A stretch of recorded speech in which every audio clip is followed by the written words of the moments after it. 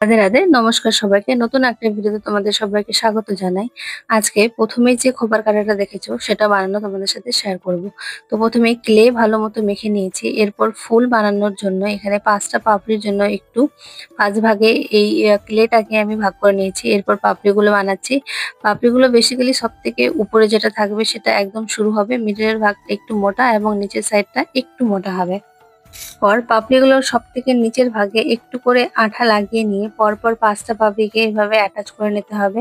সবশেষে যে পাপড়ি থাকবে তার মধ্যে আঠা লাগিয়ে সর্বপ্রথম যে পাপড়ি থাকবে এই দুটোকে ভালো মতো মিলিয়ে নিতে হবে। তাহলেই আমাদের ফুলটা বানানো কমপ্লিট। এরপর এখানে বানাচ্ছি লটকন। তার জন্য নিয়েছি একটু সুতো, আর নিচ্ছি কটন বল, আর নিচ্ছি এখানে কড়ি।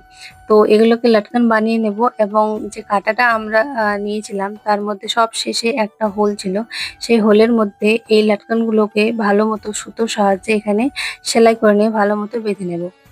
লটকনগুলো অ্যাড করা হয়ে গেলে এখানে আমরা ফুলটাকে অ্যাড করে নেব, যার জন্য একটু ক্লে আবার আমরা মেখে নিয়ে প্রথমে এখানে আঠা লাগিয়ে নেব, তারপর ক্লেটা বসিয়ে নেব, তারপর এখানে একটা পাতা এবং ফুল দুটোকেই ভালো মতো এখানে বসিয়ে নেব এবং এই আঠাটা শুকিয়ে গেলে তারপর এটাকে আমরা রং করব।